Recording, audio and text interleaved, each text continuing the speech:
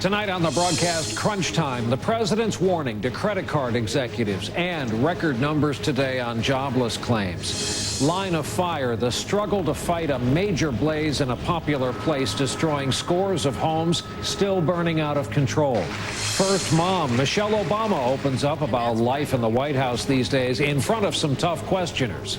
And going deep, an extraordinary look at a place like no other on earth. Also tonight, can the good folks in Chicago really learn how to talk any other way, even just for one day?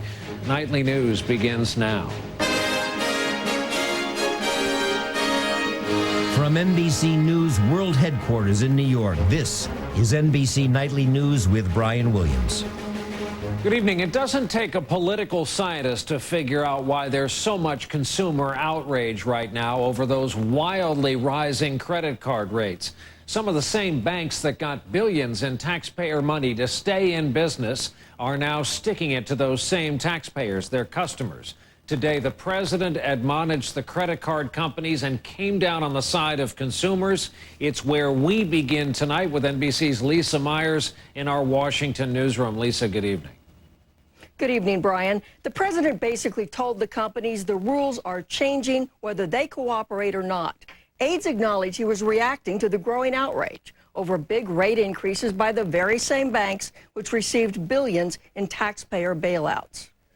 The president sat down with 14 top credit card executives and told them that unfair rate increases and abusive fees must go. I think that there has to be strong and reliable protections for consumers. The days of any time, any reason rate hikes and late fee traps have to end. Politicians have received a crescendo of complaints over the last few months, as most of the big credit card companies significantly raised rates and fees on some customers. This is the one that started it.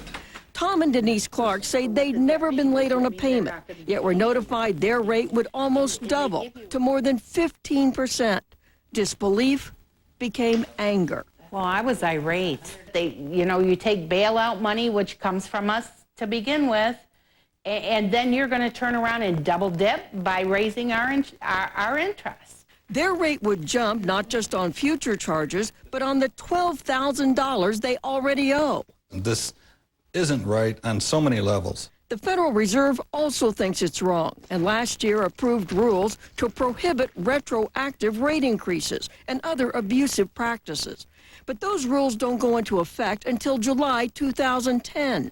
Today, two senators urge that they be imposed immediately, before it's too late. By the time the Fed gets around to it a year and 3 months from now, everyone's rate will be at 23% and the rule will take no effect.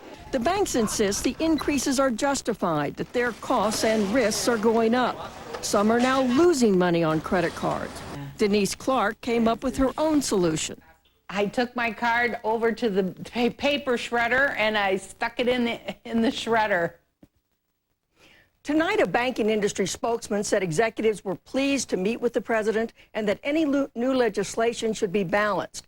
Banks have warned that new consumer protections could backfire, raising costs and limiting the availability of credit. Brian. Lisa Myers in our Washington newsroom starting us off tonight. Lisa, thanks. And now to the other front in this economy, the jobs numbers. First off, a report tonight that Chrysler's now on the brink of filing for bankruptcy protection. And GM has reportedly started telling its workers it'll shut down for most plants more than just those 2 weeks this summer. CNBC's Trish Regan is here with the numbers on all the fronts. You were saying earlier today, every week we break the record in terms of unemployment set the week before. Yeah, we sure do, Brian. In fact, this is the 12th straight week